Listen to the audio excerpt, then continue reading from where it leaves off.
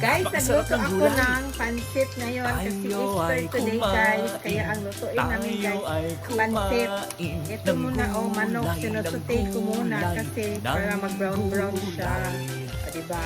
Masarap at masustansya pa. Guys, nilagay ko na Tayo ay ang garlic at saka onion guys at saka celery guys. Ayan. ng gulay, Tapos, i-ano mo na siya guys, ng i-stir. gulay.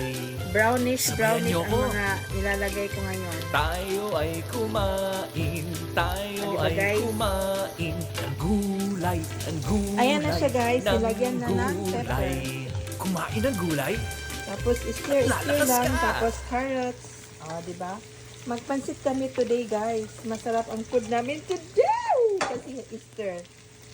Tapos, beans. O, diba? Mix-mix lang yan siya, guys. Mekas-mekas lang. Mekas-mekas lang ang peg.